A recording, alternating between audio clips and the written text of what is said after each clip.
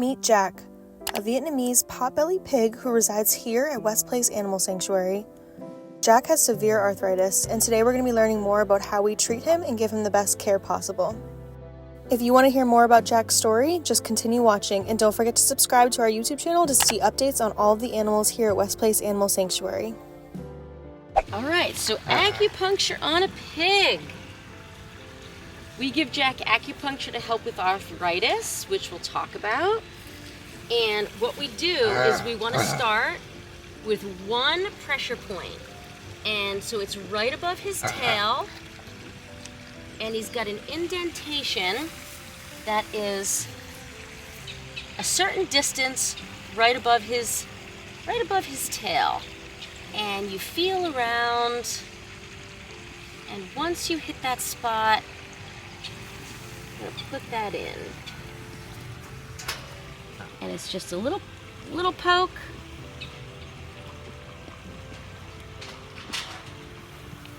And you put that in laterally and give it a little twist, and I'm not even pushing it in further. I'm just making sure it's secure. That's going to be his first pressure point, and that kind of sets the stage for the rest of his acupuncture.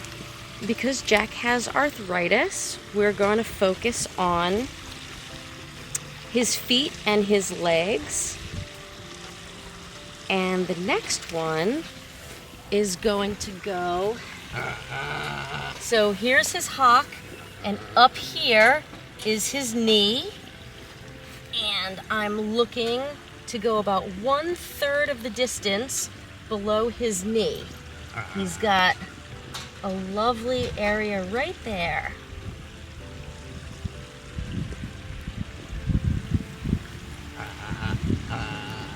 Believe it or not, many classical pig acupoints are described in ancient texts and in modern Chinese texts, and they talk about treatment of pigs using some classical acupuncture points. The first point that we use on Jack is an acceptance point, and it is referred to as Bai Wei. It's spelled BAI-HUI, and it is on the dorsal midline at the lumbosacral space. You can find that area slightly above the base of his tail at a depression point, which you can feel. The acceptance point is a good first point in general, but it can also assist with limb issues and digestion. The point that is 1/3 of the way down from his knee is referenced to as stomach 3-6, and it's good for energy.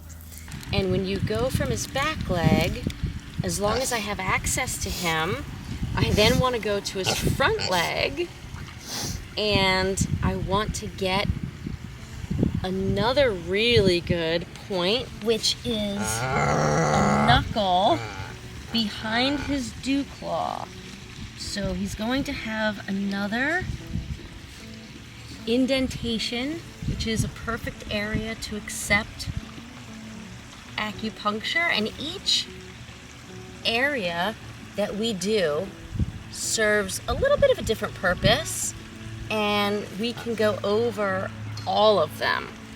He's being a really, really good boy. There are also 2 points per pelvic limb, and each point is in the depression area proximal to each of his dew claws, which is right above the claws on each side of his front feet.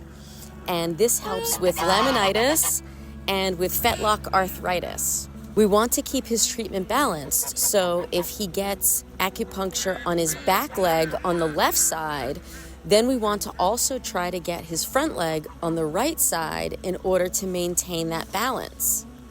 Most acupuncture needles go into depression areas where many nerve endings are that can help stimulate circulation, digestion, release endorphins, and other immune responses to help heal those areas. Of course, there are a lot of additional pig acupuncture points that help with things like pneumonia, heat stroke, upper respiratory issues, and loss of appetite, but we are specifically focusing on what helps Jack.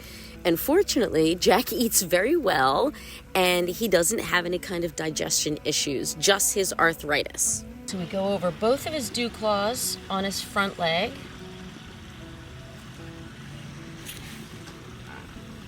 And if I can, yep, I can find that nice little spot right there. This is gonna help him a lot.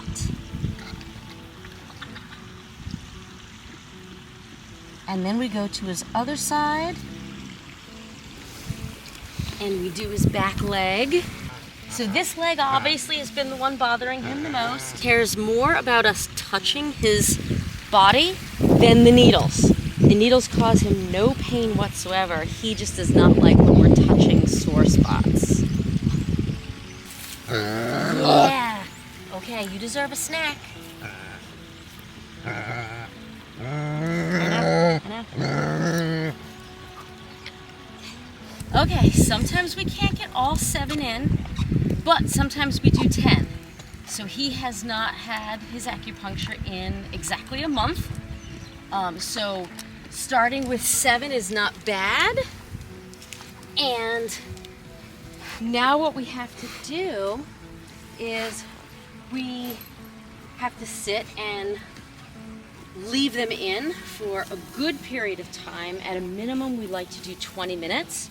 If we can get 30 or 40 minutes in with Jack having his acupuncture needles in, that's even better. The longer they stay in, the more benefit he's going to get. But usually we see an immediate result, which we are right now, because as soon as he gets his needles in, kind of opens him up a little bit, and he's already standing up and eating with everybody, which is awesome. A really bad neglect case here in Rhode Island, where a farmer was keeping 2 pigs on a property, but he was not living on the property.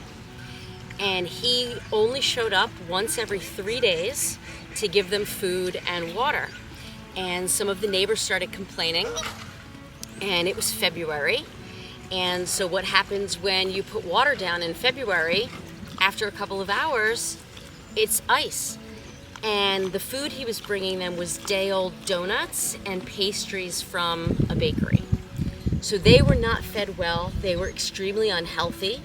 They were considered morbidly obese. They were also mechanically blind. So with Vietnamese potbelly pigs, they have a lot of rolls in their face. They have a lot of folds. And his folds in his face were so pronounced, it was forcing his eyes shut. And these beautiful eyes that we can see today, we were not able to see. So the only way we knew that they did have eyes and that they were working is we could mechanically hold them open to check them out. But it took them about 6 or 7 months before they were even able to open their eyes the tiniest little bit. And the way that the pigs were finally seized was the police department and the DEM got permission to put up game cameras, and they were able to prove that the owner was not coming up and not showing up to take care of the pigs. So the local SPCA pulled them, and then we got a call wanting to know if we knew of any place that could do hospice care for a few weeks or a few months. And I told them that even though we had never had pigs at the sanctuary here before, that we would take them. And they named them Jack and Diane. So we kept the names, and we don't think in their whole life they had ever had names before. So Jack and Diane came here, and we were told a couple of weeks, a couple of months, keep them comfortable. And in March of this year, they will celebrate 6 years with us here at the sanctuary. They were not expected to live past a couple of months. And they were 8 or 9 when they joined us, and they're coming up on 15 years old, which for what they've been through is incredible. And Jack alone here went through a lot more, and it's part of the reason why he's got the arthritis. He does. We were told that he had been castrated, he had been neutered, and he was so fat when he came that we couldn't tell whether he had been or not. And it wasn't until he lost weight, and as they started shedding their weight and their eyes started opening, one day his sister Diane broke through our fencing, and she just walked right over it, and we realized, okay, we think they're ready to be loose on the property during the day. And so as Jack started getting all of his exercise and started losing weight, we could see that he had not been neutered. Not only that, but we could tell that he probably had cancer. This area was very swollen, very inflamed, and it was right at the beginning of COVID when everything was shutting down and vets and doctors' offices were closing. So we were very fortunate. We were able to reach out to a doctor at Tufts, and I actually couldn't believe he got back to me, but I sent him video and pictures of Jack, and he agreed immediately that Jack had bilateral testicular cancer. So they were only doing surgeries that were considered life and death. And in a way, fortunately for Jack, the fact that that surgery was considered life and death is what got him in to the hospital during COVID in order to be neutered. So they did a great job, but they had to do a lot of handling of him, and Jack had never been handled in his life. So emotionally, he took a little bit of a step back. So when he came back to us, he was a little bit more nervous and a little bit more timid than he had been before because of the time that he was at the hospital. Fortunately, after he was neutered, he did lose some weight, but it also slows down a male pig. So because Jack slowed down a little bit and he wasn't getting quite as much exercise, his arthritis set in a lot faster and more intense than his sister Diane. So here we are with Jack, and that's why he receives a lot of what he receives. So we get him out every day in order to exercise. He gets acupuncture, as we're doing right now. He even had a special orthopedic leg sleeve that was made for him by a great company not too far from us. And he also gets smudged. So we have a moxie stick, and if you don't know what that is, you light it with a lighter. And hey, Jack! So I'm gonna make sure that he doesn't disappear into the grass, because we need to make sure that we know where all of his acupuncture needles are. You gotta just turn around a little bit. There you go. There you go. So with a moxie stick, we smudge him. So you go right along the back of his spine, and this area, as we warm it up, it will warm up his whole flow. It'll warm up his body, where it'll help him loosen up his back legs and his arthritis, and it'll give him a little bit of peace. So it can be done on people, just like acupuncture, but it can also be done on pigs, and Jack really likes it. So we'll probably do that for him as well today. This is Moxie. This is our smudging stick that we're gonna use for Jack. Go ahead. Jack likes to know what we're doing to him, so he likes to smell food, he likes to smell the needles. And once we see that it's getting nice and hot and it's going, we'll take it, and like I said, we're gonna go down. We're gonna go down his back. We do not touch this to him. Obviously, it would burn him just like it would burn us. So we hold our fingers near it so that we know the distance that we're getting away from his back. And we just go nice and slow, right down.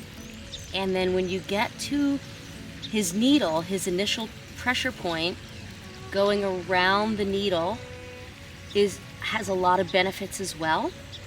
And the needle will actually heat up a little bit, and then that will get even deeper into that pressure point.